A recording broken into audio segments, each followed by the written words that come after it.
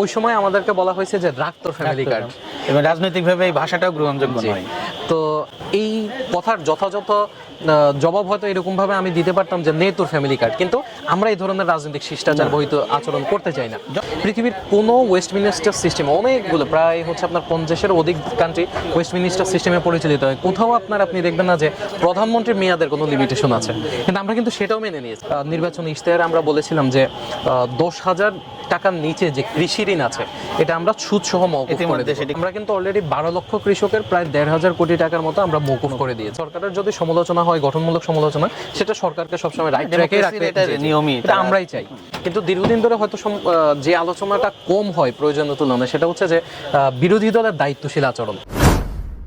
বিসমিল্লাহির রহমানির রহিম। অমর একুশে বইমেলা 2026 উপলক্ষে আমাদের জিয়া স্মৃতি পাঠাগারের স্টলে আমরা যে ধারাবাহিক আলোচনা করি, আজ আমাদের সেরকম একটি আলোচনায় অতিথি হিসেবে উপস্থিত আছে আমাদের সবার প্রিয় আমাদের ছোট ভাই, যার কথা কি বলবো,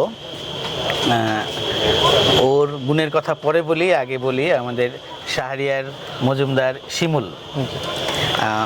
ও হলো, আমি মনে করি কি এত পরিচয় রয়েছে, সেগুলোতে যাওয়ার আগে বলি আমাদের এই যে গণতন্ত্র পুনঃপ্রবর্তনের পরের বাংলাদেশ, এই বাংলাদেশে যে উন্মুক্ত পরিবেশে আমরা বইমেলায় অংশগ্রহণ করতে পারছি জিয়া স্মৃতি পাঠাগারের ব্যানারে, এবং এখানে বসতে পারছি, কথা বলতে পারছি, এই ফ্যাসিস্ট আমলের পর থেকে এই নতুন বাংলাদেশ, নতুন গণতান্ত্রিক যাত্রায় কেমন লাগছে? আলহামদুলিল্লাহ। আসলে আপনি জানেন যে দীর্ঘদিন পর্যন্ত এমন একটা উন্মুক্ত পরিবেশে, যেখানে স্বাধীনভাবে যে কোনো বই রাখা যাচ্ছে, পড়া যাচ্ছে, দেখা যাচ্ছে, বা এখানে যে কোনো মতের মানুষই ঘোরাঘুরি করার অন্তত সুযোগ আছে, আমাদের দীর্ঘদিন পর্যন্ত আসলে এই স্বাধীনতাটুকু ছিল না। আমরা যে বইমেলাতে এসেও ইভেন এখানে একাধিক এ ধরনের ঘটনাও ঘটেছে যে ছাত্রদলের একাধিক নেতা বা বিপরীত মতাদর্শের যারা ছিল, ফেসিবাদ বিরোধী যারা বাংলাদেশপন্থী অংশের, অনেকেই এখানে এসে হামলা মামলার শিকার হয়েছে। তো সেক্ষেত্রে আসলে এমন একটা উন্মুক্ত পরিবেশ, এমন একটা শান্তিপূর্ণ পরিবেশের জন্যই আসলে আমরা দীর্ঘদিন ধরে লড়াই করছি, এবং এই ধরনের একটা পরিবেশ দেখে তো আসলে একটা আত্মতৃপ্তির ব্যাপার আছে। আমরা শুরুতে আমাদের এই যে অভ্যুত্থানে যারা নেতৃত্বে ছিলেন, এবং সারা বাংলাদেশের গণ অভ্যুত্থান, যেহেতু আমাদের বাংলাদেশ জাতীয়তাবাদী দলের অসংখ্য মানুষ প্রাণ দিয়েছে, সর্বোপরি সবার জন্য আমরা কৃতজ্ঞতা প্রকাশ করছি। প্রকাশ করে আমরা শুরুতে যেটা বলবো, তুমি বাংলাদেশ জাতীয়তাবাদী ছাত্র দলের কেন্দ্রীয় সংসদের যুগ্ম সাধারণ সম্পাদক পদে রয়েছ, অর্থাৎ তুমি কেন্দ্রীয় একজন নেতা। পাশাপাশি তুমি দলের বিভিন্ন পলিসি নিয়ে অনেক বেশি চিন্তা করো, ভাবো, লেখো, এবং তুমি একজন টকশো বক্তা, অর্থাৎ বিভিন্ন চ্যানেলে যে সুন্দরভাবে কথা বলো। আরও অনেক গুণ তোমার রয়েছে। তো আমরা যদি এই পলিসির জায়গা থেকে বলি, যে সেই আমাদের শহীদ রাষ্ট্রপতি জিয়াউর রহমানের 19 দফা থেকে, এরপরে ম্যাডাম খালেদা জিয়ার ভিশন 2030, এরপরে এই যে রাষ্ট্র কাঠামো মেরামতের 31 দফা হয়ে গত ত্রয়োদশ জাতীয় সংসদ নির্বাচনের আগে যে আমাদের বিএনপির ইশতেহার হলো, এগুলো আসলে একটা ধারাবাহিকতা, এবং সেই ইশতেহারের পরে জনগণ আমাদেরকে রাষ্ট্র ক্ষমতায় পাঠিয়েছে, এবং এই যে দায়িত্বটি দিয়েছে, তুমি এই ইশতেহারকে বা বিএনপির এই পলিসিগুলোকে যদি একটু আমাদেরকে আলোকপাত করো। ধন্যবাদ ভাইয়া। আসলে হচ্ছে কি, আমরা তো যে ফ্যাসিস্ট বিরোধী যে লড়াইটা করেছি, এটা তো শুধু এই কারণে করিনি যে আমরা শুধুমাত্র ক্ষমতার পালাবদল চেয়েছি। আমরা রাষ্ট্র পরিচালনার যে নীতিগুলো, এগুলো আসলে পাল্টাতে চেয়েছি, এবং যে জায়গাগুলোতে সমস্যা আছে এই বিষয়গুলো নিয়ে আমরা কাজ করেছি। আপনি যদি একটু খেয়াল করেন তাহলে দেখবেন, আপনি নিশ্চয়ই জানেন যে সেই 2014 সালে বর্তমান যিনি প্রধানমন্ত্রী জনাব তারেক রহমান, তিনি শিক্ষা সংস্কারের কিছু প্রস্তাবনা উত্থাপন করেছিলেন। 2016 সালে হচ্ছে দেশনেত্রী বেগম খালেদা জিয়া, তিনি হচ্ছে ভিশন 2030 নামে সংস্কারের, রাষ্ট্র মেরামতের একটি পূর্ণাঙ্গ রূপরেখা উপস্থাপন করেছিলেন। 2022 সালে এসে আমরা হচ্ছে 27 দফা 27 প্রস্তাবনার কথা বলেছি এবং পরবর্তীতে আমাদের যে সমমনা জোট সঙ্গী যারা ছিল তাদের সাথে কথাবার্তা বলে আমরা পরবর্তীতে 31 দফার একটি পূর্ণাঙ্গ রূপরেখা প্রদান 23 করেছি। সালের জুলাই আমরা 23 এটা সালে। জি তো সেক্ষেত্রে আমরা আসলে বিষয়টা আসলে অনেকেই হচ্ছে এমন যে আজকে যারা নতুন করে হচ্ছে সংস্কার নিয়ে অনেক বেশি কথাবার্তা বলছে, কোনো কোনো ক্ষেত্রে হয়তো অতি উৎসাহ দেখাচ্ছে, এদের অনেকেই আসলে সে সময় হচ্ছে হাসিনার শাসন মেনে থ্যাংক ইউ পিএম জেনারেশনের অংশ ছিল বা ছাত্রলীগ হয়ে রাজনীতিটা করেছে। কিন্তু আমরা সে সময়ে হচ্ছে বিএনপি হচ্ছে সংস্কারের ক্ষেত্রে পাইওনিয়ার, এবং এটা শুধু আপনি যে এই ফেসিবাদ বিরোধী গত 17-18 বছরের লড়াই বিষয়টা তা না। ধরেন আপনি হচ্ছে বাকশাল থেকে আপনার হচ্ছে বহুদলীয় গণতন্ত্র, আপনার হচ্ছে যে শেখ মুজিবুর রহমানের আপনার হচ্ছে জাতীয়করণের যে বিধ্বংসী নীতি ছিল সেখান থেকে মুক্তবাজার অর্থনীতি, আপনার পররাষ্ট্রনীতিকে আপনি যদি দেখেন ভারত রাশিয়া থেকে হচ্ছে মধ্যপ্রাচ্য বা আমেরিকামুখী বা সার্বিকভাবে একটি পররাষ্ট্রনীতি উপস্থাপন করা। আপনি খালেদা জিয়ার সময়ে ধরেন আপনার হচ্ছে আমি যদি বলি নারী শিক্ষা, অথবা হচ্ছে ধরেন অর্থনীতিতে ভ্যালু অ্যাডেড ট্যাক্স, মূল্য সংযোজন করার মতো যে বিষয়গুলো ছিল, এই প্রতিটাই কিন্তু রাষ্ট্র সংস্কারের অংশ ছিল এবং সংস্কারের ক্ষেত্রে কিন্তু বিএনপি হচ্ছে পথপ্রদর্শক। সুতরাং এখানে যারা আজকে বলছেন আমরা সেই সংস্কারটুকু চাই, ধরেন আপনার জেসমিন বিপ্লব যেটি হয়েছিল আপনার টিউনিশিয়াতে 2010-11-তে, তো এরপরে আপনার 2014 সালে আপনার হচ্ছে একটা সংবিধান সেখানে প্রণয়ন করা হয়েছিল, যে সংবিধান প্রণয়নের জন্য আবার 2015 সালে ওই কমিটিকে হচ্ছে নোবেল দেয়া হয়েছিল। সেই সংবিধান কিন্তু আবার 2022-23-এর দিকে এসে ছুঁড়ে ফেলতে হয়েছে, কারণ এত বেশি মানে অবাস্তব বিষয়গুলো এখানে প্রস্তাব করা হয়েছে যেগুলো আসলে কোনোভাবেই হচ্ছে বাস্তবতার সাথে পুরোপুরি সাংঘর্ষিক। তো এই ধরনের কোনো সংস্কার আসলে স্থিতিশীল হয় না।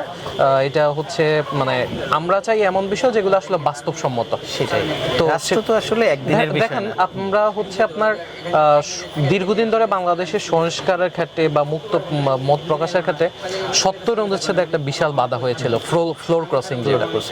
তো আমরাই সর্বপ্রথম বলেছি যে ফ্লোর ক্রসিং এর বিষয়টা আমরা স্পেসিফিক কয়েকটা জায়গায় বাদে এটা জি অল্প কয়েকটা বিল, অর্থ বিল, আস্থা বিল, এই জাতীয় দুই একটা বিষয় সংক্রান্ত এই জাতীয় বিষয়গুলো ছাড়া বাকি বিষয়গুলোতে 70 অনুচ্ছেদকে ফ্রি করে দেওয়া হবে।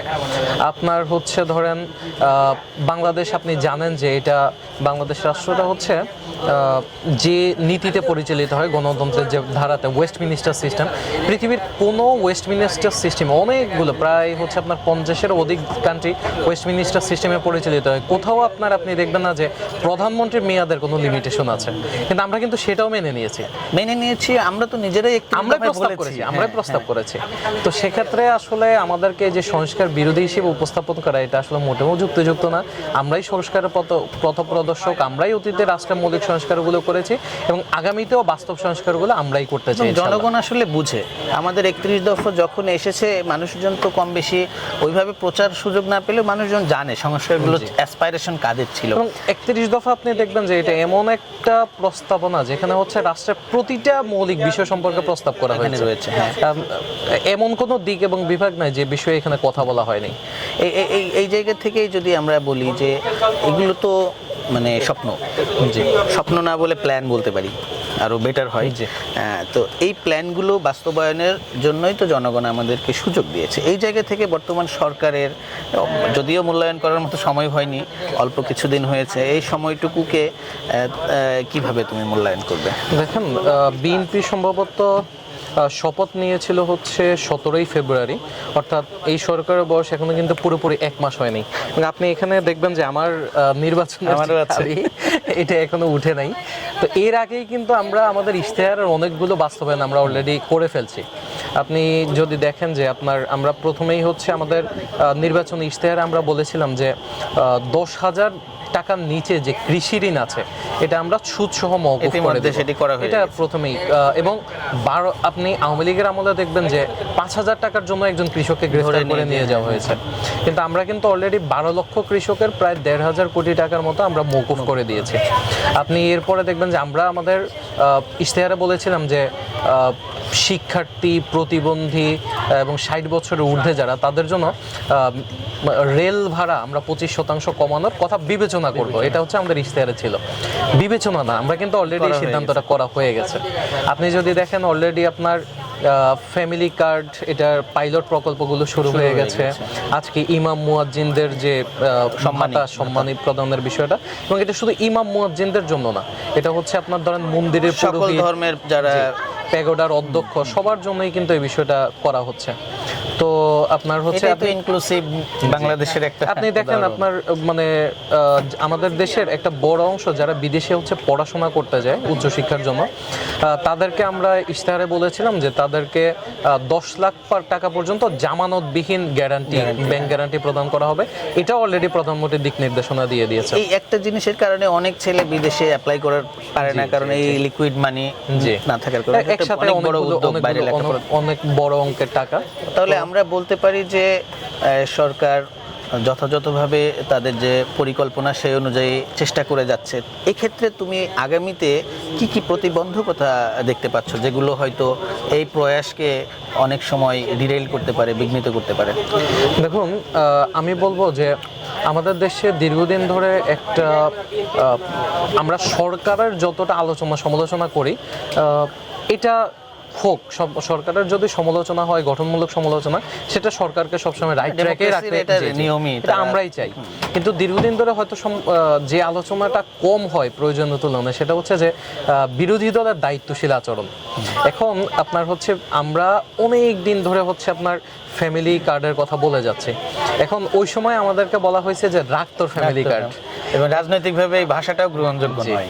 তো আমি হয়তো এখানে এই কথার যথাযথ জবাব হয়তো এরকম ভাবে আমি দিতে পারতাম যে নে তোর ফ্যামিলি কার্ড, কিন্তু আমরা এই ধরনের রাজনৈতিক শিষ্টাচার বহিত আচরণ করতে চাই না। জনগণ মূল্যায়ন করবে। এই যে ধরেন আমরা ফ্যামিলি কার্ড দীর্ঘদিন ধরে আলোচনা করে অলরেডি এটা শুরু করে দিয়েছি, কিন্তু আমরা দেখলাম যে সংসদে গিয়ে আপনার হচ্ছে বিরোধী দলীয় একজন সাংসদ বলছেন যে এটা আমাদের সাথে আলোচনা করে নিতেন, এই করতেন ওই করতেন। এই যে কাজ করার প্রতিবন্ধকতাগুলো, মানে অপ্রয়োজনীয় প্রতিবন্ধকতা তৈরি করা আপনার হচ্ছে, এবং সামনে আমরা শুনতে পাচ্ছি যে ওই যে সংবিধান সংশোধনের কিছু বিষয় নিয়ে হয়তো মানে সামনে রাজপথ গরম করা বা নানান বিষয়।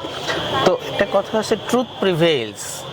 যদি যথাযথ পদক্ষেপ নিয়ে সরকার আগায়, তাহলে এই সমস্ত বাধা বিঘ্নতা জনগণ তো দেখছে, আমার ধারণা জনগণ মূল্যায়ন করবে।